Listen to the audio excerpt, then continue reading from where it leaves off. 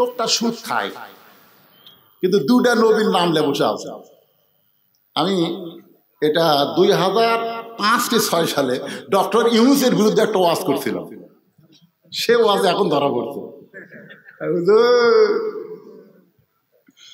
আমি কোনোদিন কল্পনা করিনি যে এই ইউনূস খালি সরকার হচ্ছে। এক সাংবাদিক বলতেছে, প্রধানমন্ত্রী, সাবেক প্রধানমন্ত্রী হাসিনা কি আপনি মহাবিপদে আছেন, কোন দোয়া পড়তেছেন? হায় হায় রে, এমন এক দোয়া, বিপদের দোয়া, নামটাও ইউনূস। দুটা নবীর নাম নিয়ে বসে আছে, দুইটা নবী, একটা হলো মুহাম্মদ সাল্লাল্লাহু আলাইহি সাল্লাম, আর একটা ইউনূস, মুহাম্মদ ইউনূস। ইউনূস নবীরে খাইলো মাছেতে গিলিয়া, ইউনূস নবীরে খাইলো মাছেতে গিলিয়া, ফেরেশতা পাঠাইলো আল্লাহ ইসমে আজম দিয়া, দমে দমে সে হরদম পড়ে সে ইসমে আজম। মাছের উদর হইতে আল্লাহ বাঁচাইলো প্রাণ। সবাই বলেন আল্লাহু আল্লাহু, তুমি জাল্লে জালালুহু, শেষ করা তো যাই না গে তোমার গুণগান। আল্লাহু আকবার। মুসা বলতেছে আল্লাহ মৃত্যুকে পছন্দ করে 3 নম্বর কারণ হলো মিশে মায়াই বন্দি থাইকা, মিশে মায়াই বন্দি থাইকা করলাম কত খেলা, পশ্চিমে তাকায়া দেখো তোমার ডুইবা গেছে বেলা। এ গান গাইলে গুনাহ হবে? তাহলে সবাই বলেন এক পলকের নাই ভরসা, মিশে সকল আশা, ভাঙবে তোমার বাসা। বাল তুসিরুনাল হায়াতাদ দুনিয়া ওয়াল আখিরাতু খায়রুন ওয়া আবকা। গেল ওই শরীরের জন্য তুমি জাহান্নামের আগুন হারাম করে দাও। জোরে বলে আমিন। আল্লাহ পারে কি পারে না? আপনারা আজকে বুঝাই দিলেন অন্ধকার আমাদের পছন্দ না, আমাদের পছন্দ হলো আলো। অন্ধকার আমাদের ভালো লাগে না। আল্লাহর আলো হচ্ছে কোরআন, যেই কোরআনের আইন থাকবে আলোকিত হয়ে, জালিমের কোন আইন অন্ধকার হয়ে বাংলার জমিন আর যেন জ্বলতে না পারে। ধরে কোন কথা ঠিক কিনা? এদের স্লোগান হলো আল কোরআনের আলো। কোরআন কি? কোরআন কি? আলো। কোরআন আছে বাংলাদেশে? খালি ওয়াজ আছে, ওয়াজ। পৃথিবীতে এমন কোন নেতা আছে যাদের পিছনে চামচাগিরি করতেছেন? কঠিন মহাসারে আপনার পক্ষে কথা বলবে এরকম একটা নেতা বার করেন। আমাদের নবী যখন লাইলাতুল মিরাজে জান্নাতের মধ্যে প্রবেশ করলেন, নবীর সঙ্গে একটা ফেরেশতা ছিল, নাম হলো জিবরাইল। ফেরেশতা বললেন, ইয়া রাসূলুল্লাহ, আপনি যদি জান্নাত থেকে বের না হন, আল্লাহ আপনাকে জান্নাত থেকে বের করে দিবে না। আপনি যদি বার না হন, আল্লাহ বার করে দিবে না। এই ঘোষণা কার? কোন জায়গায়? সালামুন আলাইকুম তিবতুম ফাদখুলুহা খালিদিন। একবার যদি কেউ জান্নাতে প্রবেশ করে, আল্লাহ তাকে চিরস্থায়ী জান্নাত দিয়ে দিবে। আপনি যদি বের না হন, আল্লাহ আপনাকে বার করে দিবে না। আপনারা বলেন তো, যেই বছর রাসূল মেরাজ করেছিলেন, এই বছর কি নবীর জীবনের কষ্টের বছর না সুখের বছর? কি কষ্ট? 1 নম্বর কষ্ট হলো নবীর চাচা আবু তালিব মারা গেছে। 2 নম্বর কষ্ট হলো দরদের বিবি খাদিজাতুল কুবরা দুনিয়া থেকে বিদায় নিচ্ছে। 3 নম্বর কষ্ট হলো কালেমার দাওয়াত নিয়ে তায়েফে গেলে তায়েফবাসী নবীর দেহকে রক্তাক্ত করে দিয়েছে। আপনারা বলেন তো, পর পর 3টে কি কষ্ট? তারপরে কি? 15.5 বছর কষ্ট করছেন, মনে করছেন এরকম কষ্টের মধ্যে আল্লাহ আমাদের রাখবে না? বহু মানুষ তাহাজ্জুদের নামাজ পড়ে আল্লাহর কাছে বিচার দিয়েছে। ধরে কোন কথা ঠিক কি না? কারণ বাংলাদেশের হাইকোর্ট, সুপ্রিম কোর্ট, জজ কোর্ট, যতগুলো কোর্ট আছে, সমস্ত কোর্টের বিচারপতিরা হলো ভুয়া। ধরে বলেন কি? আরো ধরে বলেন কি? তার মধ্যে কিছুদিন আগে একটা ধরা পড়ছে, নাম হলো মানকে। কলার পাতার উপর ঘুম করে।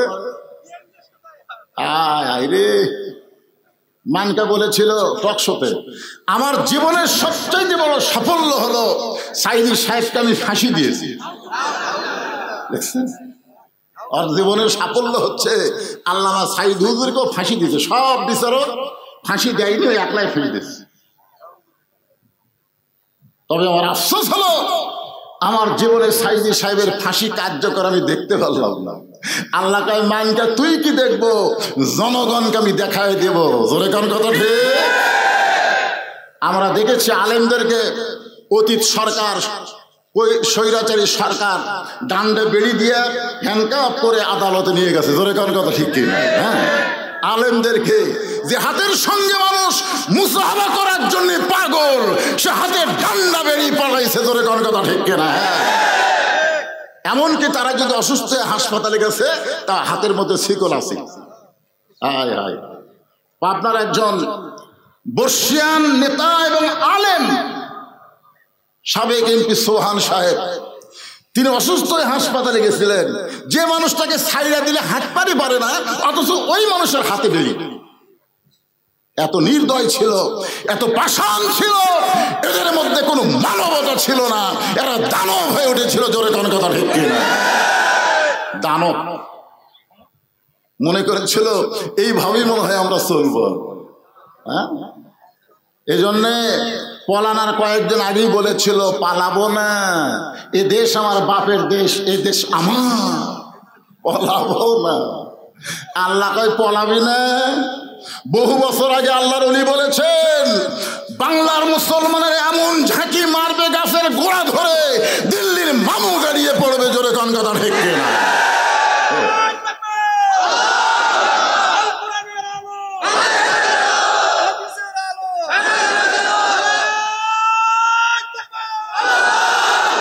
সংসদে জালো, আমরা আগামীতে 300 জন ভালো মানুষকে সংসদে পাঠাবো। ঠিক আছে, চোর ডাকাত বাটপার লুচ্চা হাইজাকার এমনকি মমতাদের মতন অশ্লীল গায়িকা পর্যন্ত সংসদে এমপি হয়েছিল। জোরে কোন কথা ঠিক কিনা? সারা জীবন কোরআন পড়েন, হাদিস পড়েন, আবার সিয়াসাত করে। হ্যাঁ, কি এই বছর আবার হয়েছিল কি? আয় হায়, নায়ক টায়ক যা আছে সবগুলো এমপি। এই লুচ্চা জালেম লুটেরাজদেরকে আর আগামী সংসদে আমরা দেখতে চাই না। ভালো মানুষ আছে না নাই? এরকম আছে না নাই? আমরা ভালো মানুষকে আবার পাঠাবো ইনশাআল্লাহ, কারণ আমাদের দেখা শেষ না। আমরা স্বাধীনতার পরে বাপের শাসন দেখেছি, এরপরে ভাইয়ের শাসন দেখেছি, এরপরে চাচার শাসন দেখেছি, এরপরে আমরা দেখলাম ভাবির শাসন, তারপরে আবার দেখলাম বাপের মেয়ের শাসন, তারপরে ভাবি, তারপরে ভোট পাক আর না পাক নিয়ে জোর করে শাসন করেছে। 54 বছর আমাদের দেখা শেষ। আগামীতে দেখবো আমরা আল্লাহর কোরআনের বাংলাদেশ। জোরে বলেন ঠিক? আমাদের দেখা শেষ। সামনে আছে শুভ দিন, চিন্তা ভাবনা করে নিন। এখন থেকে চিন্তা করা লাগবে, কারণ কোরআনের মাহফিল, এখান থেকে আমাদের সিদ্ধান্ত গ্রহণ করতে হবে। ধরে কোন ঠিক কিনা? তো ফেরেশতা জিবরাইল বলে, ইয়া রাসূলুল্লাহ, আপনি যদি না চান আল্লাহ আপনাকে জান্নাত থেকে বের করে দিবে না। সঙ্গে সঙ্গে আল্লাহ নবী বললেন, জিবরাইল, আল্লাহ যদি আমাকে জান্নাতে থাকার জন্য ঢুকতো বলতো, আমি জান্নাতে প্রবেশ করতাম না। আল্লাহ যদি আমাকে জান্নাতে থাকার জন্য বলতো জান্নাতে প্রবেশ করেন, আমি প্রবেশ করতাম না। কারণ আমি নবী আমার জন্য নয়, আমি নবী হলাম আমার উম্মতের জন্য।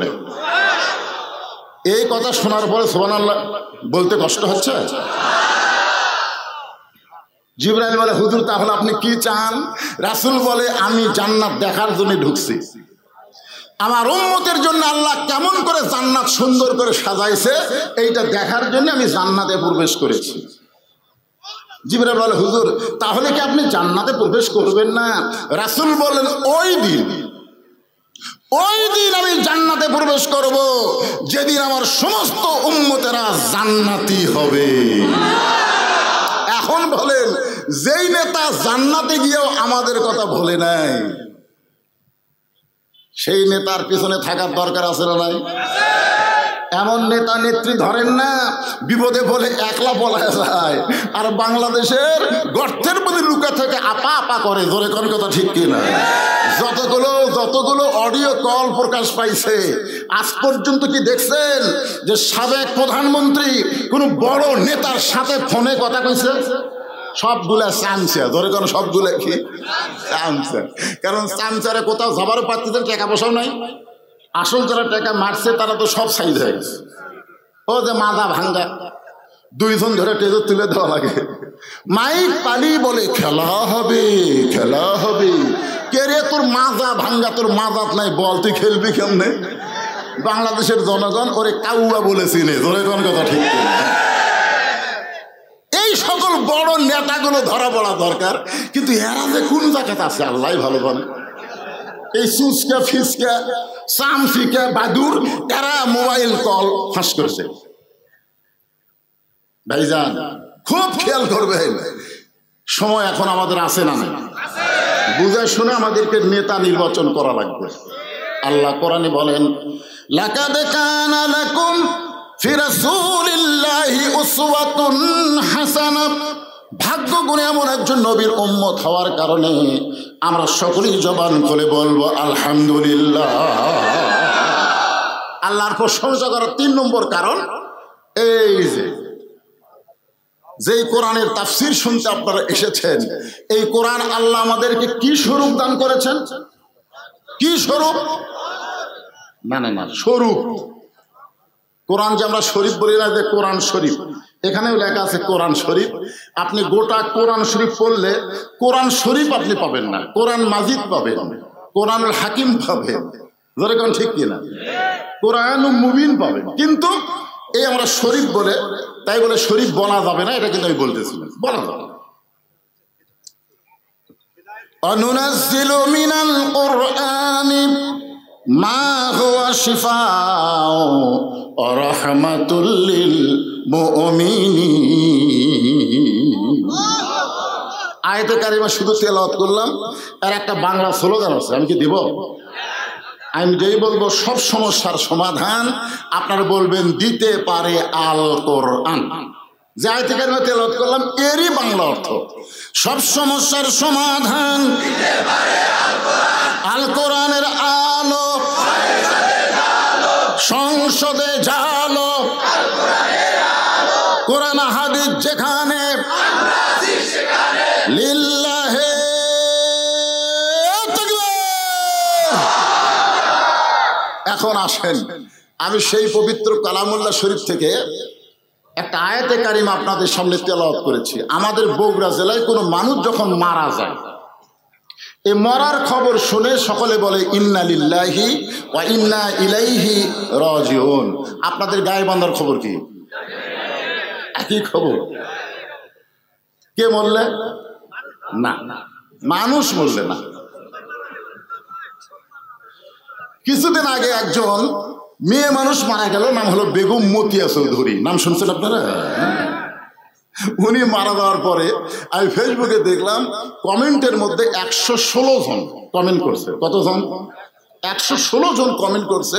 তার মধ্যে একটাও ইন্না লিল্লাহ নাই, সব হচ্ছে আলহামদুলিল্লাহ। তাহলে বোঝা গেল বাংলাদেশে এমন কিছু দল আছে যেই দলের মানুষ বললে মানুষ খুশি হয়ে আল্লাহর শুকর আদায় করে। জোরে কোন কথা ঠিক? আমরা কি তেমন মানুষ হব না? আল্লাহর কোরআন বলতেছেন, যখন আসাবাতুহুম মুসিবা, তোমাদের উপরে বিপদ আপদ মুসিবত আসবে, ক্বালু, তখন তোমরা বলবে ইন্না লিল্লাহি ওয়া ইন্না ইলাইহি রাজিউন। এই আয়াতকে আমি বাঁচা নেওয়ার কারণ হলো এখানে উল্লেখ করা হয়েছে কেন্দ্রীয় কবরস্থান। তার মানে বোঝা গেল দুনিয়ার কোনো বাড়ির জন্য আজকের মাহফিল হচ্ছে না। আজকের মাহফিল হচ্ছে মরে গেলে আমরা কোথায় যাব, সে গোরস্থানকে নিয়ে। ঠিক কিনা বলেন? কথা বলেন। কিন্তু পড়িবে কবর মাঝে যাইতে, জোগাড় কিছু করছো বন্ধু তার মাঝে বিছাইতে। এই যুবকেরা, এই মশান মারতেছ, এখানে কোনোদিনও বলা হয়নি যে বুড়া হলে ডাক পড়িবে কবর মাঝে যাইতে, তা বলা হয়নি। বলা হয়েছে কিন্তু যেদিন, যেদিন, কোন দিন, কোন সময়, এইটা বলা হয় নাই। আমরা বিশ্বাস করব যে কোনো সময় ডাক পড়তে পারে। জোরে গান ঠিক না? কি নিয়ে যাবেন কবরে? মনোযোগ দিয়ে কথাটা শোনেন, যাওয়া লাগবে না। রাসূল বলেছেন সর্বশেষে যেই ব্যক্তি কবরে যাবে, দুনিয়ার জীবনে তাকে 50,000 বছর কবরে থাকতে হবে। কত বছর? 50,000। তাহলে যেই বিল্ডিং বাড়িতে আপনি থাকতে পারবেন না, সেই বাড়ির প্রতি এত মায়া, আর যেখানে কমপক্ষে 50,000 বছর থাকা লাগবে, সেই কবরের কোনো খবর আমাদের কাছে আছে? আজকে খবর দিব, দিবেন আল্লাহর কোরআন দিয়ে। এই জন্যে সবাইকে একটু মনোযোগ দিয়ে কথা শুনতে হবে। আল্লাহ বলেছেন, ইয়া আইয়ুহাল্লাযীনা আমানু তাকুল্লাহা হাক্কা তুকাতিহি ওয়া লা তামুতুন্না ইল্লা ওয়া আনতুম মুসলিমুন। এই আয়াতে আল্লাহ কি বলতেছেন? যারা আমাকে বিশ্বাস স্থাপন করেছো, একমাত্র ভয় করতে হবে কার? আমরা 15.5 বছর কার ভয় করছি? আমার এলাকার ইমাম সাহেব ভয়ের ঠেলায় দোয়ার মধ্যে বলেছে, রব্বানা আতিনা ফিদ দুনিয়া হাসিনা। হাসানার জায়গা ভয়ের ঠেলায় হাসিনা করছে। এতই ভয় ছিল ভাই। হ্যাঁ হাসিনা রে, উপায় নাই রে, উপায় নাই রে মানুষ, উপায় নাই। আল্লাহ ছাড়া কাউকে ভয় করিলে ঈমান রাখার উপায় নাই। আল্লাহ বলতেছেন, আমার উপর যারা বিশ্বাস স্থাপন করেছো, তোমাদের 1 নম্বর আমল হচ্ছে আত্তাকুল্লাহ, ভয় করতে হবে কার? আরো জোরে বলেন। কিন্তু আমরা বক্তারাও পর্যন্ত দেখে শোনা ওয়াজ করছি। আগে স্টেজে আসে আমরা দেখি, মানে স্টেজে বসে আছে কারা? মাইক কাটে নেওয়ার লোক নাকি? আমি আমার সামনে থেকে বহুদিন মাইক কাটে দিয়েছেন, হুজুর এই ওয়াজ আমরা শুনবো না। ওরে বাবা রে! তা আগে এসে দেখি যে স্বৈরাচারের কোনো ক্যাডার আছে কিনা। তারপরে আমরা দেখি পুলিশের গাড়ি, র্যাবের গাড়ি আছে কিনা। এইগুলো দেখি, যদি পুলিশের গাড়ি থাকে, র্যাবের গাড়ি থাকে, ক্যাডারেরা যদি মঞ্চে থাকে, তখন আমরা তেল আওয়াজ করে বাড়িতে যাই। ইমান বলতেছে, মাওলানা পুলিশ তোমাকে ধরবে, এই জন্য তুমি তেল আওয়াজ করে বাড়িতে যাও। গোবিন্দগঞ্জ পার হওয়ার পারবা না, আজরাইল তোমাকে গ্রেফতার করবে। জোরে খান কথা ঠিক কিনা? আপনার বলেন তো, কার ধরার গুরুত্ব বেশি, পুলিশ ধরা না আজরাইল ধরা? তাহলে কবরে যাওয়ার আগে আমাদেরকে ধরবে কে? কার হুকুমে? আল্লাহর হুকুমে। হ্যাঁ, এটা খেয়াল রাখবেন। এখন অন্ধকার কবরে আমরা এমনি এমনি যাব না। আল্লাহ বলতেছেন 2টা আমল করা লাগবে। একটা হচ্ছে আল্লাহর ভয়, আর একটা হলো হাক্কা তুকাতিহি, সেই ভয়টা হলো নিয়ম মতো সবসময়। আজান দিছে, আল্লাহর ভয় নামাজ পড়তে গেছে, আসরের নামাজ শেষ করে জমির ধান দেখবার গেছে। বিকালবেলা ধান দেখবার গিয়ে দেখে উপরে জমিতে পানি চলমল করতেছে, নিচে আর জমিতে 1 ফোঁটাও পানি নেই। উপরে খালি পানি চলমল করে, নিচে পানি নেই। তখন চারিদিকে তাকায়, কেউ নেই। আস্তে করে বসে জমির আল কেটে দিচ্ছে। ওই পানি দিয়ে হাত ধোছে, ধোয়ার পরে আবার দাঁড়ায় চারিদিকে তাকায় বলে আলহামদুলিল্লাহ, কেউ দেখেনি। আপনারা বলেন সত্যি করে, কেউ দেখেনি? কে দেখছে? তাহলে দরজা জানলা বন্ধ করে তারা ভোট দিল। 1 জনের ভোট 100 জনের 1 লাই দিল। জোরে কোন কথা ঠিক? কথা বলেন না কেন? আপনারা বলেন তো, কেউ যদি একা 2 ভোট দেয়, ওর বাপ কয়টা? এক মুরব্বী আইসে ভোট দেওয়ার জন্য, ছেলেরা বলতেছে দাদা কষ্ট করে আইসেন কেন? আপনার ভোট তো আমি দিছি। দাদা মন খারাপ করে যাচ্ছে, বলে দাদা যাচ্ছেন যান, দাদিক যেন না পাঠান, কারণ দাদির ভোটও দেওয়া হয়েছে। কিন্তু তোর দাদিরা 4 বছর আগে মরছে, এখন মরা মানুষের ভোট হচ্ছে, মরা মানুষের ভোট হয়। আপনারা বলেন এই যে দরজা জানলা বন্ধ করে 150টা করে যারা সিল মারলো, কে দেখলো? আর 2 কান্দর দুটো বসে আছে কে? তোমার 2 কান্দে 2 মোহরি লিখেছেন ডায়েরি, দলিল দেখে রায় দিবে, টাকা পয়সার নাই কারবার। কেরামান পড়েন, কেরামান কাতিবিনা ইয়ালামুনা মা তাফআলুন। এখন আসেন ভাই, তাহলে আপনাদের গাইবান্ধাতে কোনো মুসলমান মারা গেলে সবাই কি বলে? ইন্না লিল্লাহি ওয়া ইন্না ইলাইহি রাজিউন। আচ্ছা, এখানে যারা একটু আলেম আছে, যারা মোটামুটি কোরআনের অর্থ বোঝে, তারা চিন্তায় পড়ে গেছে, কেন আল্লাহ কি বলতেছে? যখন বিপদ আপদ মুসিবত আসবে তখন বলা লাগবে ইন্না লিল্লাহ। তাহলে মানুষ মরলে আমরা ইন্না লিল্লাহ কেন পড়ি? চিন্তা করার দরকার আছে। আমি বহু আলেমকে বলছি, বহু আলেম, যে ভাই মুসলমান মারা গেলে আমরা ইন্না লিল্লাহি ওয়া ইন্না ইলাইহি রাজিউন কেন পড়ি? কয় হুজুর এই বুড়া বয়সে আবার আপনার এটা জানবার মন চাই, আগে থেকে হয়ে আসতেছে, এখন হচ্ছে, অসুবিধা কি? আমি বললাম কোরআনে আয়াতের সাথে এই পড়ার তো মিল পাওয়া যায় না, কারণ বিপদ আপদ মুসিবত আসলে আল্লাহ বলেছেন ইন্না লিল্লাহ পড়ো। কে বলতে বলেছেন? আল্লাহ বলেছেন কওলু, মানে বলো, খরচ। আপনারা বলেন তো, বর্তমান সাদুল্লাপুরের বাংলাদেশের একটা অংশ হলো সাদুল্লাপুর, এই সাদুল্লাপুরের সবচাইতে বড় বিপদের নাম কি? আপনাদের এলাকায় সবচাইতে বড় বিপদ কি জানেন না? ওহো, তাহলে তো বিপদ। এই যুবকেরা তোমরা বলো, এই সাদুল্লাপুরে বর্তমানে অনেক বিপদ আছে, তার মধ্যে সবচাইতে বড় বিপদ কোনটা? আজরাইল। কেউ কয় আজরাইল, কেউ কয় মোবাইল। আমি গোটা বাংলাদেশ ওয়াজ করে দেখেছি, এই মুহূর্তে বাংলাদেশের জন্য সবচাইতে বড় বিপদ হলো মানুষ কোরআন ওয়াজ শুনবে কিন্তু কোরআন মোতাবেক চলবে না। আপনারা বলেন তো, আবু জেহেলের মতন সারা রাত জায়গা নবীর কোরআন তেলাওয়াত শুনলো আর সকালবেলায় কোরআনের বিরুদ্ধচারণ করলো, এই কোরআন শুনে কোনো লাভ আছে? সারা রাত শুনছে দাঁড়িয়ে নেড়ে, আপনার তো বসার চান্স পাচ্ছেন। আপনারা আমার সামনে বসে আমার দেখতেছেন, আবু জেহেল নবীর সামনে বসে কোরআন শুনছে, চোরের মতন পিছনে দাঁড়ায় কোরআন তেলাওয়াত শুনছে। আর আবু বকর চোরের মতো সামনে বসে কোরআন তেলাওয়াত শুনেছে। রাসূল বলেছেন সামিনা ওয়া তাআনা, কোরআনের আয়াত, সামিনা ওয়া তাআনা শুনতে হবে আমল করার নিয়তে।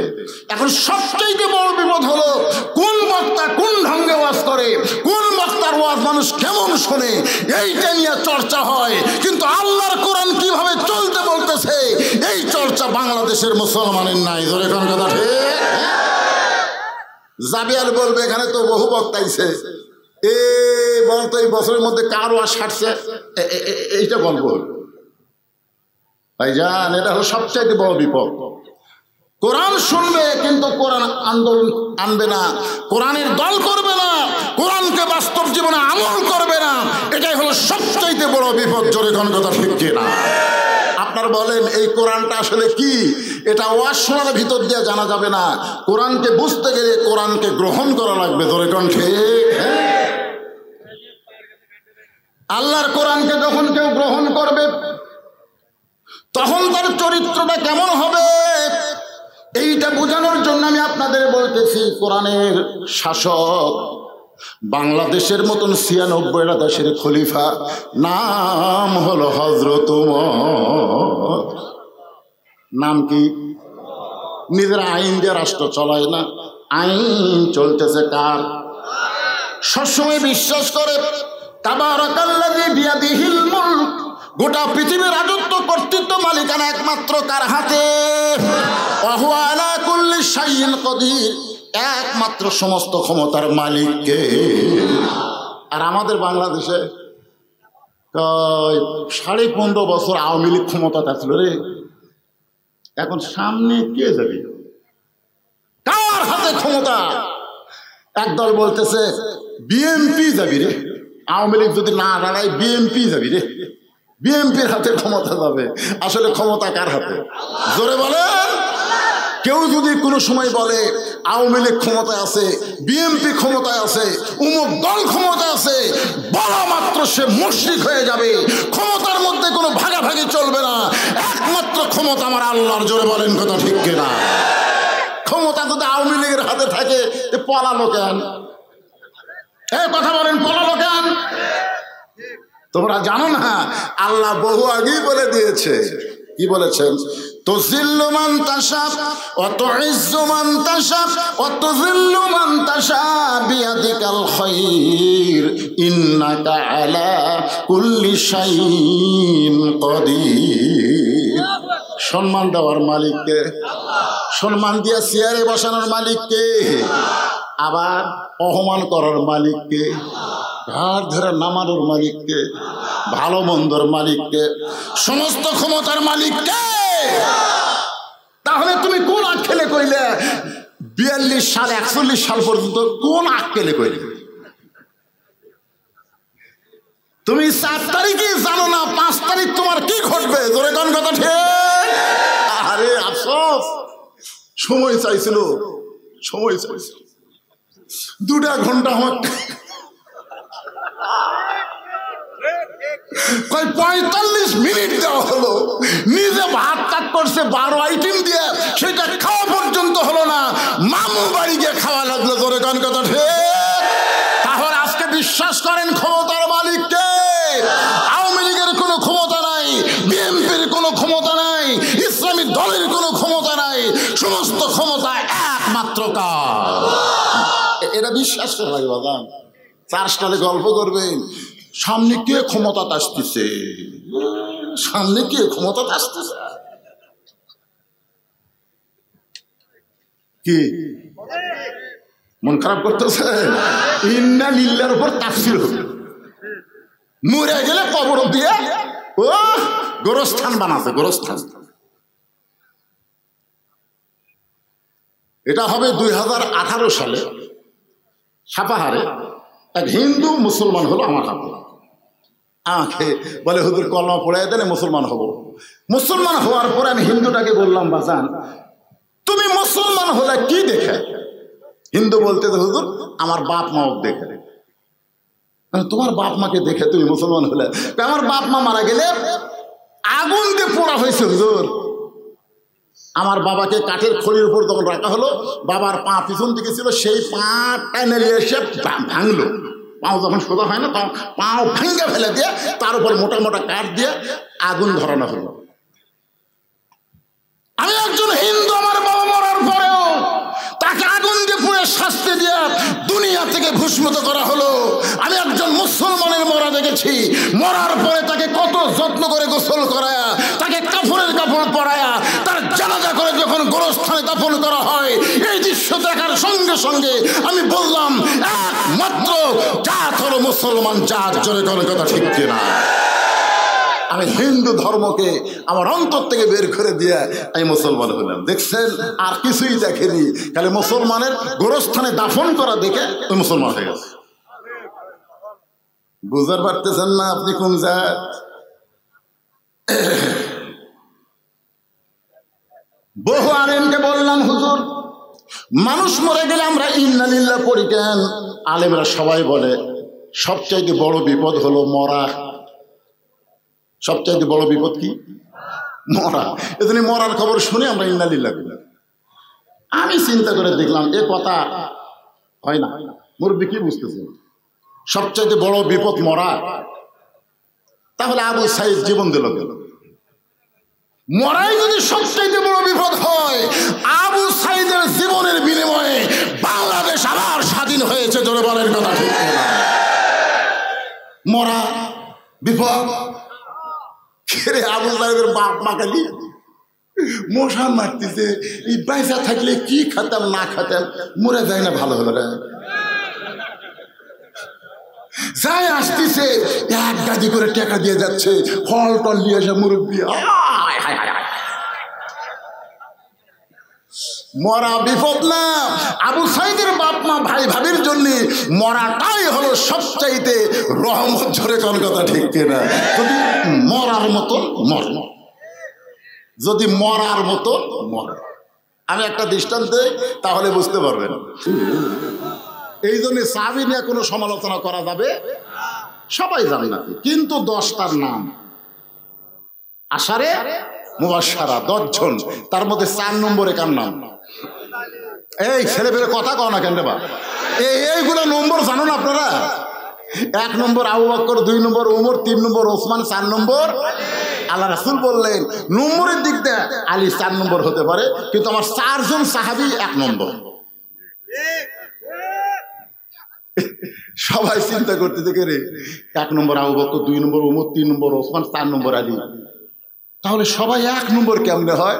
আল্লাহ রাসূল বললেন নরমে 1 নম্বর আবু বকর, গরমে 1 নম্বর উমর, সম্পদে 1 নম্বর ওসমান, আর জ্ঞানে 1 নম্বর আলী। তাহলে সবাই কয় নম্বর? কিন্তু একসাথে তো বলা যাবে না, এই জন্যে একটু নম্বরের দরকার আছে না নাই? আবু বকর 1 নম্বর, উমর 2 নম্বর, ওসমান 3 নম্বর, 4 নম্বর আলী।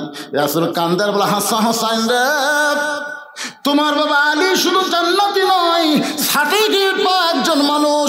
আমার বাবা আব্দুল্লাহর চাইতে তোমার বাবা আলী কোটি কোটি গুণ আল্লাহর কাছে বড়। এবার হোসাইন দৌড়ে গিয়া নানার হাত ধরে বলে, নানা এটাই আমার শেষ প্রশ্ন। নানা এখন বলো তো, আমার নানা আর তোমার নানা, এই 2 নানার মধ্যে কোন নানা বড়? আমার নানা তোমার নানা, এই 2 নানার মধ্যে কোন নানা বড়?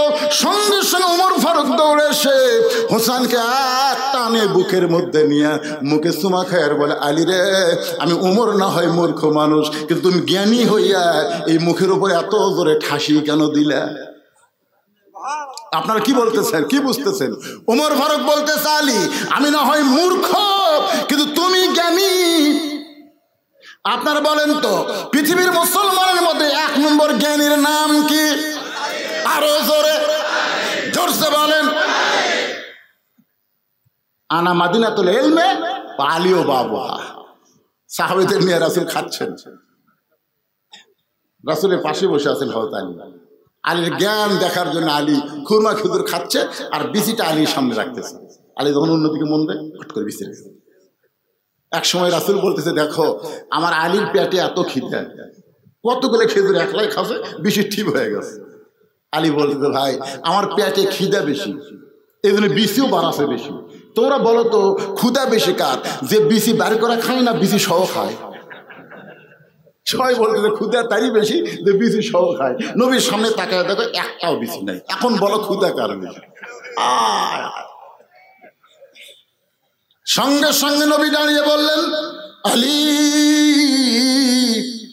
আজ থেকে তোর ডিগ্রি হলো আনা মাদিনাতুল ইলম ওয়া আলিও বাবুহা। ওমর ফারুক হোসেনকে বুকের মধ্যে নিয়ে বলে, হোসাইন তোমার নানার নানা ওয়াহাব জুহুরিকে দুনিয়ার কেউ চিনে না। আর হোসেনের নানা সঙ্গ আল্লাহ কোরআনে করেছেন ঘোষণা, ওয়া ইন্নাকা লাআলা খুলুকিন আযীম। নবীর নানার চাইতে হোসেনের নানা কোটি কোটি গুণ বড়। এখন হোসেন বলে, নানা মায়ের দিক দিয়ে যদি আমি বড় হই, বাবার দিক দিয়ে যদি আমি বড় হই, নানার দিক দিয়ে যদি আমি বড় হই, তাহলে তুমি বড় কোন দিক দিয়ে? সঙ্গে সঙ্গে রাসূল আনাস বলে, ইয়াজিদ ইয়াজিদ, যার মুখের মতো লাঠি ঢুকাইছিস। সঙ্গে সঙ্গে রাসূল এভাবে হোসেনকে উপর দিকে তুলে বললেন, এ সাহাবীরা বলো তো, আমি আর হোসেনের মাথা কার উপরে? নবী এরকম মাথার উপর তুলিছে। তখন সাহাবী বলতেছে, হুজুর আপনার মাথার উপর তো হোসেনের মাথা দেখা দেয়। আলী বলতেছে, মাথা উপরে থাকলে কি হবে? পা তো মাটির নাই। মারাত্মক একটা অ্যাঙ্গেলের ডোজ দিছে। তোর এখন কথা ঠিক না? মাথা উপরে থাকলে কোনো পা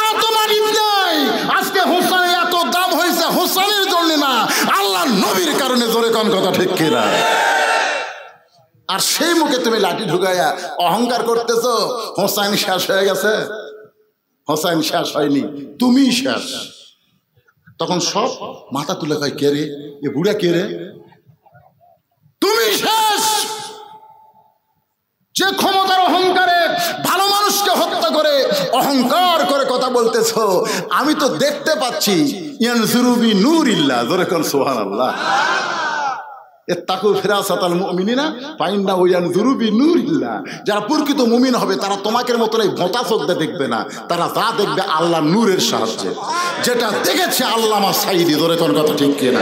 তার প্রত্যেকটা কথা 100 ফলে যাচ্ছে। ধরে কথা কন না, কথা কন না কেন? আপনারা কি মনে করছেন আমাদের মতন এইরকম চোখ দিয়ে দেখছে? আল্লাহ রাসূল বলতেছেন, ইত্তাকু ফিরাসাতাল মুমিনিনা ফাইন্নাহু ইয়ানজুরু বিনূরিল্লাহ। আনাস বলতেছে, আমি দেখতে পাচ্ছি। তখন ইয়াজিদ কিন্তু সিয়ারে, ধরে কান কোথায়? আনাস বলতেছে, আমি দেখতে পাচ্ছি অচিরেই তোমার ক্ষমতা যাবে, তুমি নিগৃহীত হবে, তোমার নাম পৃথিবীতে আর কেউ বলবে না। আপনারা বলেন তো কয় বছর? মাত্র 5 বছরের মধ্যে ইয়াজিদ শেষ। আজকে গোটা বাংলাদেশ যদি অনুবীক্ষণ যন্ত্র দিয়ে খোঁজেন, ইয়াজিদ নামের কোনো মানুষ আপনারা পাবেন? আমার এলাকার এক আকাশ মহন্ত, তার এক বেটা হচ্ছে, আমার কয় মামা, মামা করে কয়, একটু দোয়া করে দেন তো। আমি বললাম দোয়া লাগবে না, একটা ভালো নাম করি। বলে কি নাম মামা? বলে তোমার সন্তান নাম ইয়াজিদ থোক। হপ করে আমার কোল থেকে কাটাইলে কয়, মামা কি মনে করতেছে হিন্দু হওয়ার পারি, তাই বলে অভিশপ্ত ইয়াজিদ আমার সন্তানের নাম রাখবো? চিন্তা করে দেখেন, ইয়াজিদ বাংলাদেশে খুঁজে পাওয়া যাবে না, প্রত্যেক পাড়ায় পাড়ায় হোসেনকে পাওয়া যাবে। ধরে কোন কথা ঠিক?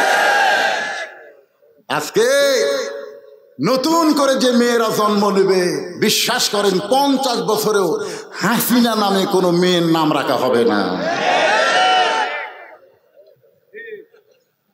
তাই রে, কি কষ্ট হচ্ছে আপনাকে রে? ওয়াজটা কিসের উপরে? ইন্না লিল্লাহি ওয়া ইন্না ইলাইহি রাজিউন।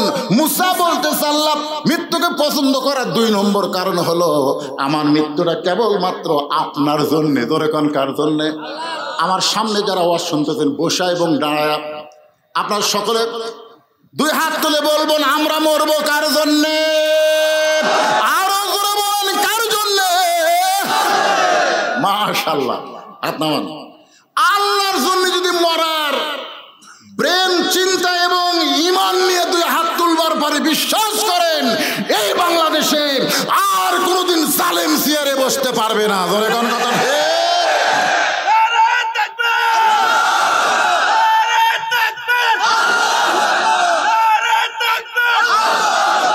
আপনারা বলেন, বাংলাদেশের মসজিদগুলো কার দখলে আছে?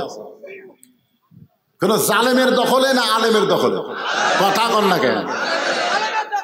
আমার এলাকার হাফেজ সাহেব বলছে, হুজুর আজকে আমার জীবন সার্থক। আমি বললাম কেমনে ভাই? বলে আজকে এমপি সাহেব আমার পাশে নামাজ পড়ছে হুজুর। 6 মাস হলে আমার বেতন বাকি, অসুবিধা নেই, কিন্তু এমপি হুজুর আমার পাশে। একটা লোক করলো না, এমপি আপনি সামনে যান, আপনি আমাকে নেতা সামনে যান।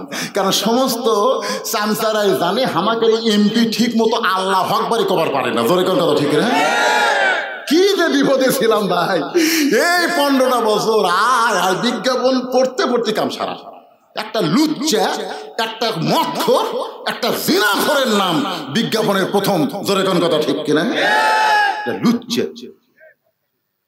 আমি গুরুদাসপুরে এক মাহফিলে দেখেছি, সমস্ত কথা আমার রেকর্ড হচ্ছে। নেতা মদ খাতে খাতে তেজে গেছে, মদ খাতে খাতে। কে যেন কইছে, বলেছে রাজাকার, মদ খাইছে তেজে।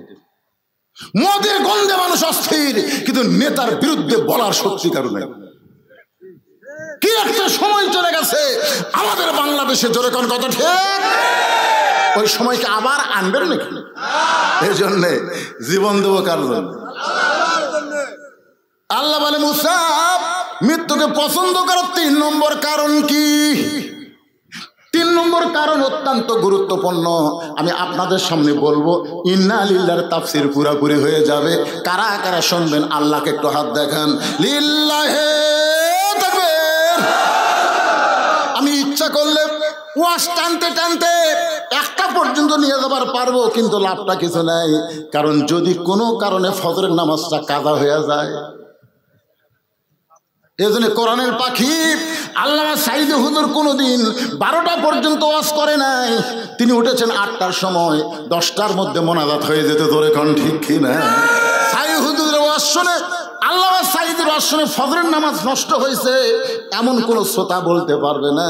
কিন্তু আমাদের মতন এই তেলতেলা বক্তার ওয়াজ শুনে বাড়ি যায়, কখন মুয়াজ্জিন আজান দেয়। আমার এলাকার এক মুয়াজ্জিন ওয়াজ শুনবার গেছিল, ওয়াজ শুনে আসে এমন ঘুমাতে ভাই, আজানের শুনি মুয়াজ্জিনই চেতন পায়নি। যারা ওয়াজ শুনবার যায়নি তারা সব মসজিদে গেছে। তারা মসজিদে গেছে, কে রে মুয়াজ্জিন আসেনি কে, মানে ওরকে প্রতিদিন উঠে উঠে একটা অভ্যাস হয়ে গেছে, আজান আর লাগে না, আজান ছাড়াই আর চেতন পায়। উঠে মসজিদে যায়, দেখে মুয়াজ্জিনই নাই। কিন্তু আমরা চেতন পেলাম, মুয়াজ্জিন পাই না কেন? সব আস্তে আস্তে মুয়াজ্জিনের বাড়িতে গেছে। মুয়াজ্জিন সাহেব, মুয়াজ্জিন সাহেব। মুয়াজ্জিন বের হয়েছে করে বলতেছে, কি ভাই? বলে আজান যে হয় নাই, তো ওয়াজ শুনবার গেছিলাম। ওরা বলতেছে আমরা যাইনি, চেতন পাচ্ছি। আর তুই যাই আছে, চেতন পাসনি কি? মুসা আলাইহিস সালাম মৃত্যুকে পছন্দ করার 3 নম্বর কারণ, অত্যন্ত গুরুত্বপূর্ণ কারণ, আমাদের সকলের শুনতেই হবে। 2টা শুনেছি। 1 নম্বর কারণ হলো না মরলে জান্নাতে যাওয়া। বিশ্বাস করেন আপনারা? না মরলে জান্নাতে যাওয়া যাবে? লাইলাতুল মেরাজে নবী আমাদের ইমামতি করছিলেন বাইতুল মুকাদ্দাসে, যে বাইতুল মুকাদ্দাস এখন ইসরায়েলের ইহুদিরা দখল করার পায়তারা করতেছে। ধরে এখন কথা ঠিক কিনা? আপনার বাইতুল মুকাদ্দাস বোঝেন? যে বাইতুল মুকাদ্দাসে আমাদের নবী হয়েছিল ইমাম, আর সমস্ত নবী রাসূল হয়েছিল মুসল্লি। সেই বাইতুল মুকাদ্দাস মসজিদ হিসেবে আল্লাহ কোরআনে ঘোষণা করেছে, অথচ ইহুদির বাচ্চারা সেই বাইতুল মুকাদ্দাস দখল করতে চায়। ফিলিস্তিনের সন্তান হওয়ার পরেই মা বলে, বাইতুল মুকাদ্দাসের জন্য তোকে ছেড়ে দিলাম। আমরা কোনো সন্তান জন্ম দেই না, আমরা মুজাহিদের জন্ম দেই। ইসরায়েলি ইহুদিরা ফিলিস্তিনের শিশু বাচ্চাদের হত্যা করতেছে, তারপরেও মায়েরা পিছন দিকে হয় না। দরকারে সব মুসলমান মরবে, ইহুদির হাতে বাইতুল মুকাদ্দাস দেওয়া যাবে না। দেখেন দেখেন কি সারা তাকবীর দেখেন। এই তাকবীর দিবার তোমার কে কছে রে? এই তাকবীর শুনে ওরা বলবে হুজুর যতই ওয়াজ করুক কাম হবে না। মৃত্যুকে পছন্দ করার 3 নম্বর কারণ বলার আগে আমি আপনাদের সামনে একটা গান গাবো। যদি ফুলগুলো হয় অভিমানে ঝরে যায়, আমি মালা গেথে বলো কারে পরাবো, সে যে কেন এলো না কিছু ভালো লাগে না, আসল জায়গায় আসল মজা দেখাও। আসল জায়গা বোঝেন? নাম কি? আরো জোরে বলেন। মুনকির নাকির 3টা প্রশ্ন করবে। ইমাম গাজ্জালী রহমতুল্লাহ আলাইহি ইহয়া উলুমুদ্দিন কিতাবের মধ্যে লেখছে, নামাজ নিয়ে যারা কবরে গেছে, ফজর নামাজ পড়ছে, জোহর নামাজ আদায় করার আগে মৃত্যু হয়ে গেছে, অসুস্থ হয়ে যদি 2-1 ওয়াক্ত কাজা হয় সেটা ধরার মধ্যে না, কিন্তু নামাজ পড়া অবস্থায় দুনিয়া থেকে বিদায় হয়ে গেছে। মুনকির নাকির এসে বলতেছে, মান রব্বুকা, তোমার রবকে? ওই মৃত্যু মুমিনকে আল্লাহ ঘুম ভাঙাবে না, তার পক্ষে নামাজকে দাঁড় করায় দিবে। নামাজ চিল্লায় বলবে, রে মুনকির নাকির, কাকে রব সম্পর্কে প্রশ্ন করতেছ? এই মুসলমান সারা জীবনে কত ওয়াক্ত নামাজ পড়েছে তোমরা কি জানো? মুনকির নাকির বলবে, আমরা তো হিসাব জানি না। তাহলে মান রব্বুকা প্রশ্ন করতেছ? যে লোকটা মসজিদের মধ্যে ঢুকে নিয়ত করার পরে বলে আলহামদুলিল্লাহি রব্বিল আলামিন। যেই লোকটা রুকুতে গিয়ে বলে সুবহান রাব্বিল আযীম, যে লোকটা সিজদায় গিয়ে বলে সুবহান রাব্বিল আলা, দুনিয়াতে এতবার রব রব করে দুনিয়া থেকে কবরে আইছে, আরামের ঘুম পাড়তেছে, আনমান রব্বুকা প্রশ্ন করে তার ঘুমটা কেন ভাঙ্গাও? মুনকির নাকির বলে আল্লাহ তোমার বান্দাকে মান রব্বুকা প্রশ্ন করার সঙ্গে সঙ্গে নামাজ দেখা খেপছে, আমরা এখন কি করব আল্লাহ? আল্লাহ কয় মুনকির নাকির সাক্ষী থাক, যে নামাজ নিয়ে কবরে আইছে তার 1 নম্বর উত্তর হয়ে গেছে। আপনারা বলেন আমাদের বাংলাদেশে তারা ওয়াজ শুনে, তারা নামাজের গুরুত্ব দেয় না। ওয়াজ দিয়ে কোনো বক্তা বাংলাদেশে নামাজ কায়েম করতে পারবে না। নামাজ যদি কায়েম করতে হয় আল্লাহর কোরআনের আইন দরকার। এই জন্য কোরআনে বলা হয়েছে আল্লাযীনা ইম্মাক্কান্নাহুম ফিল আরদ। মুসলমানের মধ্যে কাউকে যখন প্রধানমন্ত্রিত্ব দেওয়া হবে, প্রধানমন্ত্রী চেয়ারে বসার পরে তার 1 নম্বর দায়িত্ব হলো পদ্মা সেতু নির্মাণ করা। ঠিক, 1 নম্বর দায়িত্ব পদ্মা সেতু। 1 নম্বর দায়িত্ব হলো রাস্তার উপর ফ্লাইওভার করা। 1 নম্বর দায়িত্ব হলো বাল্য বিয়া বন্ধ করা। কত বড় সর্বনাশ! বাল্য প্রেম বন্ধ না করে বাল্য বিয়া বন্ধ করছে। ধরে কোন কথা ঠিক কিনা? আপনারা কোরআন হাদিস দেখেও বলতে পারবেন বাল্য বিয়া হারাম? বলতে পারবেন? তাহলে এ বাংলাদেশ আইন করলো বাল্য বিয়া বন্ধ করো, বাল্য প্রেম চালু করো। আমার এলাকার ক্লাস 5-এর এক ছেলে ক্লাস 4-এর মেয়ে গেলে বার হয়ে গেছে। দুইজনে কিছুই বোঝে না, মোবাইল চালাতে চালাতে লাইন হয়ে গেছে। আল্লাহর কোরআন দিয়ে যখন রাষ্ট্র চলবে, মাদকমুক্ত সমাজ বন্ধ করো, এইগুলো কাজ হতে পারে, তবে একটাও 1 নম্বর কাজ না। 1 নম্বর কাজ হলো আকামুস সালাত, নামাজ কায়েম করো। নামাজ যদি কায়েম হয়ে যায়, ওই ছেলেদেরকে বলা লাগবে বাবা বাবা তোর হাতে 4G 5G মোবাইল আছে রে, এই খবরদার অশ্লীল ভিডিও দেখিস না। এরকম ওয়াজ করে বক্তা চলে গেছে, ওরা জানলা দরজা বন্ধ করে বলতেছে কেউ তো দেখতেছে না, এই সময় মেরে দিই। আপনারা বলেন তো দরজা বন্ধ করলে কেউ দেখে? এই বিশ্বাস কখন হবে? ইন্না সালাতা তানহানিল ফাহশাই ওয়াল মুনকার। একমাত্র নামাজই পারে মানুষকে যাবতীয় অশ্লীলতা এবং ফাহিশা কাজ থেকে বিরত রাখতে। আপনারা বলেন তো এশার নামাজ জামাতে আদায় করে ওই মুসল্লি কোনোদিন অশ্লীল ভিডিও দেখবে? এ কথা কম না কেন? যার কলিজার মধ্যে ফজরের নামাজ মসজিদে জামাতে আদায় করার নিয়ত আছে, সে কোনোদিন অন্যায় অপকর্ম করতে পারবে না। এই জন্য বাংলাতে কোরআনের আইন যখন চালু হবে, 1 নম্বর দায়িত্ব হলো নামাজ কায়েমের বিল পাস করা লাগবে। ধরে কোন কথা? 2 নম্বর হলো আতাউ যাকাত, যাকাত ভিত্তিক অর্থনীতি চালু করা লাগবে। আজকে আমাদের বাংলাদেশে যাকাত ভিত্তিক অর্থনীতি যখন চালু হবে, তখন কোনো গরিব মানুষ ধনীর বাড়ি যাওয়া লাগবে না, বরং ধনীরা, এই কথাটা মনোযোগ দিয়ে শোনেন, ধনীরাই গরিবের বাড়ি যাবে। কিন্তু গরিবেরা 5 ওয়াক্ত নামাজ জামাতে পড়ার কারণে ইয়াকা নাবুদু ওয়া ইয়াকা নাস্তাইন, ইবাদত করি কার? সাহায্য চাবো তার কাছে। 1 ব্যাগ টাকা নিয়ে গরিবের দরজা গিয়ে বলতেছে ভাই আমার 2.5 টাকা তো হিসাব করে 1 ব্যাগ টাকা হচ্ছে, যাকাতের টাকা লে। তখন বলতেছে রে 5 ওয়াক্ত নামাজ পড়ি, তোর যাকাতের টাকা নেওয়ার জন্য।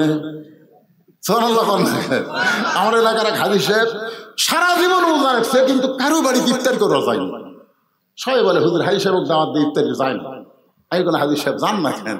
বলে হুজুর এত কষ্ট করে রোজা থাকে, তক রোজার সব দেব দরকার পানি খেজুর দিয়ে ইফতার করবো হুজুর, ওর বাড়ির যে আমি রোজা দিয়ে ইফতার করতে পারবো না। আসলে কে বুঝাইছে আল্লাহ ভালো করে, কারো বাড়িতে ইফতার করা যায় না। না খায় থাকবো রে, তোর যাকাতের টাকা নিব না রে। আর এক বাড়ির যায়, দরজা বন্ধ করে দেয়। 1 ব্যাগ টাকা 7 দিন ঘুরিছে। এখন ধনী কান্দে, আল্লাহ আমার গরিব করে দাও, আমার গরিব করে দাও। কি আইন চালু হলো, আমার ঘুরতি মাথা শেষ। লোকালয়ের মধ্যে যখন গরিব পাওয়া যায় নাই, মরুভূমির মধ্যে 1 ব্যাগ টাকা নিয়ে লোকটা গরিব খুঁজতেছে, হঠাৎ দেখতে পায় বস্তা মাথায় দিয়া গাছের ছায় একজন ঘুম পাড়তেছে। বিয়াগলা মনে করছে গরিব পাইছে, আসসালামু আলাইকুম। বস্তালা লাভ দেওয়া কয় আলহামদুলিল্লাহ। ব্যাগ এলাকায় কে ভাই তোমার সালাম দিলাম, ওয়ালাইকুম আসসালাম না বলে আলহামদুলিল্লাহ কেন? বলে 1 বস্তা টাকা নিয়ে 15 দিন ঘুরতেছি, এখনো গরিব পাই নাই, তোরে গরিব মনে করে আল্লাহর শুকরিয়া আদায় করলাম। টাকার বস্তালে উনি কই ব্যাগ লে,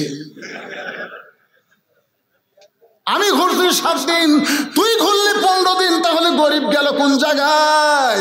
যাকাত ভিত্তিক অর্থনীতি যখন চালু হবে, ওই দেশের জন্য আল্লাহ গজবের দরজা বন্ধ করে রহমত আর বরকতের দরজা খুলে দিবে।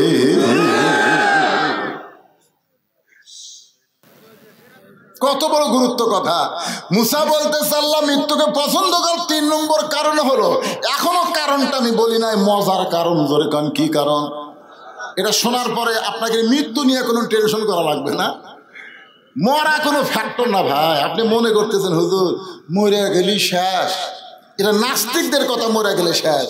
আমার আগে আমার ভাই দ্বিতীয় বক্তা সাহেব ওয়াজ করেছেন, মিনহা খালাকনাকুম অফিহা নুইদুকুম অমিনহা নুখরিজুকুম তারাতান উখরা। শোনেন না আপনারা? শোনেননি? ওয়াজটাতে শুনছেন, উনি হয়তো ব্যাখ্যা করে যাননি, কিন্তু ব্যাপারটা মুসা আলাইহিস সালামের 3 নম্বর, খুব খেয়াল করে, মৃত্যুকে পছন্দ করার 3 নম্বর কারণ। 3 নম্বর কারণ বলবো, আর এই কারণ বলার সময় আপনাদের কাছে গোরস্থান কমিটির পক্ষ থেকে ব্যাগ চলে যাবে। জীবনের শেষ দান মনে করবেন, এটাই আমার জীবনের শেষ দান, এই মনে করে ব্যাগের মধ্যে যে যা পারবেন আল্লাহর হস্তে আপনারা দিবেন। 10 পারেন, 20 পারেন, 50 পারেন, 100 পারেন, আল্লাহর হস্তে দিবেন। আমার মা বোনেরা যারা পর্দার অন্তর আছে তাদেরকেও বলবো, মা আল্লাহ যেন ফাতেমার সঙ্গে আপনাদেরকে জান্নাত দেয়, সেই ফাতেমা পর্দা নিশি মতো আল্লাহ কবুল করে নেয়। আপনারাও আল্লাহর হস্তে দিবেন, আসলে যাইতে হবে বিশ্বাস করে দিবে।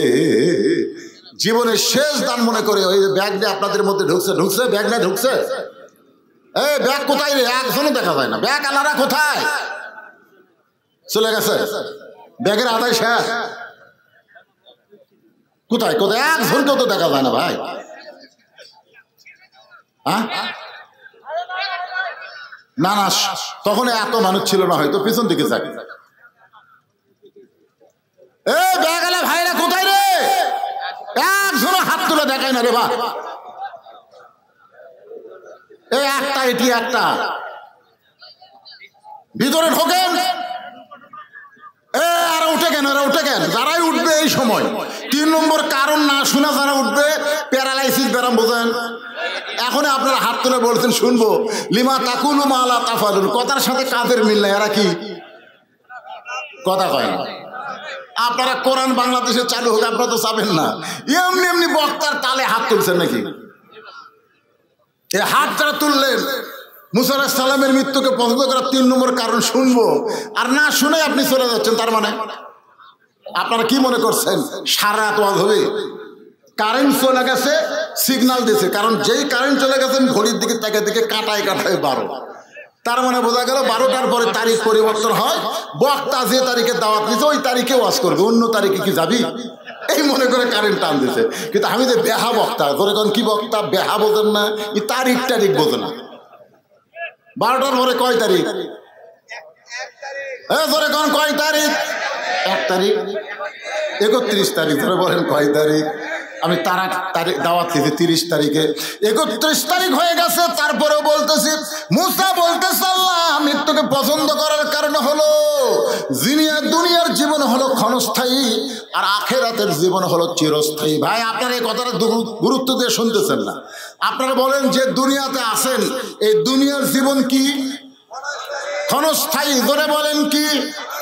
মরার পরে যেই জীবন আল্লাহ আমাদেরকে দিবে এই জীবন কি? তা আপনাদের কাছে কোনটা ভালো লাগে, ক্ষণস্থায়ী না চিরস্থায়ী? হ্যাঁ, যে বাড়ি বানাচ্ছেন, যে আপনার চাল চলন, আপনার ক্ষণস্থায়ী জীবন ভালো লাগে না, এই কথা মুখ দিয়ে বললে হবে না, কাজে কর্মেই প্রমাণ করতেছে আপনার যাওয়ার কথাই মনে নাই। জোরে কোন ঠিক? মুসা বলতেছে আল্লাহ দুনিয়ার জীবন হলো ক্ষণস্থায়ী, আখিরাত হলো চিরস্থায়ী। মৃত্যুকে পছন্দ করার কারণ হলো ক্ষণস্থায়ী জীবন থেকে চিরস্থায়ী জীবনে আমি চলে যাব। আজকে এই মাহফিলে যারা আলোচনা শুনলাম, কোন বনেরই পাখি তুমি। মহিলাদের কাছে ব্যাগ গেছে, আমার মা বোনের আল্লাহর হস্তে দান করবেন। মা মেয়েদের মন নরম, যাদের বাপ মা কবরে গেছে, বাপ মা রোহের মাগফিরাতে আল্লাহর হস্তে দিবেন। একজন বলতে যে হুজুর ব্যাগের কাম হয়ে গেছে। আপনারা বলেন তো ব্যাংকে কি টাকা আপনারা একবার থন না বারবার থন? বারবার কেন থন কন? যতবার টাকা ব্যাংকে রাখবো ততবার টাকা রাখার কারণে আমার টাকা বেড়ে যাবে। আপনি দান যত করবেন আল্লাহ আপনার নামে জান্নাতের ব্যাংকে একটা অ্যাকাউন্ট খুলে দিবে। যত দিবেন ওই অ্যাকাউন্টে আল্লাহ দিয়ে দিবে।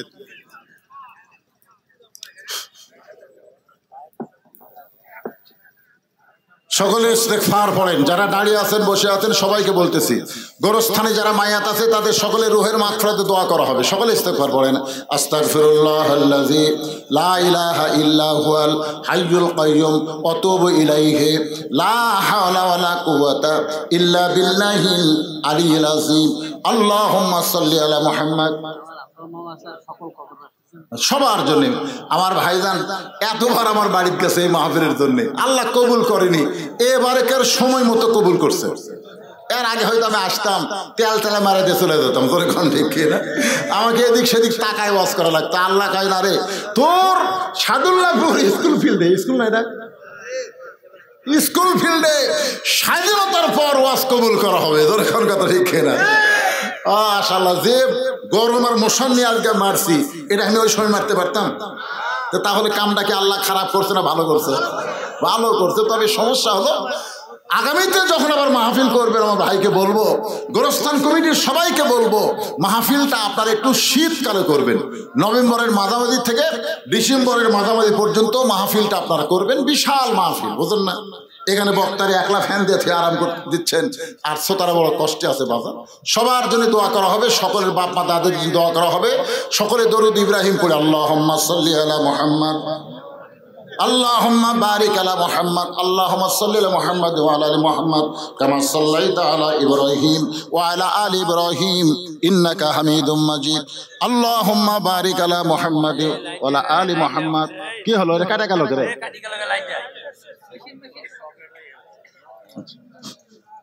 তোমরা এটি বসে থাকো, মোনাজাত পর্যন্ত এখানে থাকো, দরকার ফ্যান বন্ধ করে দিতে। তাও আল্লাহুম্মা আমিন। আল্লাহুম্মা আনতাস সালাম ওয়া মিনকাস সালাম তাবারাকতা ইয়া যাল জালালি ওয়াল ইকরাম। আল্লাহ কঠিন গরমকে অপেক্ষা করে তোমার পাগল বান্দারা আমাদের বাড়ি ঘুমতে বাদ দিয়া কোরআন হাদিসের মহব্বত করিদার মধ্যে নিয়া এই জান্নাতের বাড়ি বসে কোরআন হাদিসের আলোচনা শোনার শেষে আমি গুনাহগারের সঙ্গে রহমতের দরজায় ফকির হয়ে দোকানা হাত তুলেছে। মেহেরবানি করে আজকের মাহফিল আমাদের সকলের হিদায়াতের জন্য, নাজাতের জন্য, জান্নাতের জন্য কবুল করো। এই মাহফিলের শুরু থেকে শেষ পর্যন্ত যত আলোচনা হয়েছে আল্লাহ, এর মধ্যে যদি ত্রুটি হয়, ভুল হয়, মাফ করে দিও। এর যা হাদিয়া মঞ্জুর করো। সোনার মদিনায় নবী পাকের রওজা মুবারকে আল্লাহ কবুল করে নিও। তামাম আম্বিয়ায়ে কেরাম, আসহাবে কেরাম, তাবিঈনে কেরাম, তাবিঈনে কেরাম, তামাম পৃথিবীর মাটির নিচে যত মুমিন মুমিনা শুয়ে আছে আল্লাহ, সকলের আরওয়াহ পরে হাদিয়া কবুল করো। আল্লাহ, যে কবরস্থানকে উল্লেখ করে আজকের এই জান্নাতের বাগান লাগছে, এই গোরস্থানের ভিতরে আমাকে যে ভাই দাওয়াত দিয়েছে তার বাপ মা দুইজনই কবরস্থ হয়েছে। আল্লাহ, অনেকের মা নাই, বাবা নাই, কবরে চলে গেছে। আল্লাহ মেহেরবানি করে এই গোরস্থানে যত মুর্দা শাইছে আছে আল্লাহ, সকলের কবরকে জান্নাতের টুকরা কবুল করে নাও। আজকে গোরস্থানকে মহব্বত করে নগদে বাকিতে যারা দান করেছে আল্লাহ, সকলের দানগুলোকে জান্নাতের বিনিময়ে কবুল করে নাও। এই গোরস্থান কমিটির সম্মানিত সভাপতি, আল্লাহ সহসভাপতি, এই গোরস্থান কমিটির সেক্রেটারি, কেশিয়ার সদস্য যারা, আল্লাহ সকলকে জান্নাতি কবুল করো। আল্লাহ তাআলা আমার চেয়ারম্যান ভাই আমার ডান পাশে বসে আছে আল্লাহ, আল্লাহ তার নেক নিয়ত নেকাশে কবুল করো। আল্লাহ, আজকে কোরআনের মাহফিলে আমরা এই সিদ্ধান্ত নিবার পেরেছি, আমরা মরার পরে জান্নাতে যাবার চাই। এজন্য মৃত্যু আমাদের কাছে কোনো ব্যাপার না। 2 নম্বর বিষয় হলো, মরবো কেবলমাত্র আল্লাহর জন্যে, দুনিয়ার জন্য আমরা মরতে চাই না, দরকার আল্লাহর জন্য জীবন দিব, শাহাদতের পিয়ালা পান করব। আল্লাহ মৃত্যুকে পছন্দ করার 3 নম্বর কারণ হলো ক্ষণস্থায়ী দুনিয়ার প্রতি আমাদের কোনো মায়া নাই, চিরস্থায়ী আখিরাতকে আমরা সুন্দরভাবে গ্রহণ করতে চাই। সকলে বলেন আল্লাহুম্মা আমিন। ভাইজান, এই 2টা হাতের দিকে তাকায় দেখেন, এই 2টা হাত দিয়ে কত কবরে মাটি দিয়েছেন মনে আছে আপনার? এই 2 হাত দিয়ে কত লাশ অন্ধকার কবরে নামায় দিছি। আল্লাহ গো, একদিন আমরা সবাই মরে যাব, কবে মরবো কখন মরবো আমরা জানি না। আল্লাহ কবরের পাথেও জোগাড় করে ইমানের সাথে ইজ্জতের সাথে দুনিয়া থেকে যেন বিদায় নিতে পারে। আল্লাহ তুমি কবুল করো। আল্লাহ যুবকদেরকে, এই যুবকেরা বাবা, এই যুবকদেরকে আল্লাহ 5 ওয়াক্ত নামাজি কবুল করো। কিশোরদেরকে মোবাইলের ভয়ানক বিপদ থেকে আল্লাহ তুমি হেফাজত করো। আল্লাহ গো, আমার মা বোনদেরকে পর্দার মধ্যে কবুল করো। কে কোন নিয়ত নিয়ে হাত তুলেছে আল্লাহ, তার নেক নিয়ত নিয়ে আশাকে তুমি কবুল করে নাও। আল্লাহ আগামীতে যে কোরআনের আলোচনা শুনলাম, সে কোরআনের বাংলাদেশ যেন আমরা দেখে মরতে পারি, আল্লাহ সে তৌফিক দান করে দাও। কোরআনের পাখি জেলখানার মধ্যে যখন ছিল তখন আমরা দোয়া করতাম, আল্লাহ কোরআনের পাখি রে তুমি হেফাজত করো।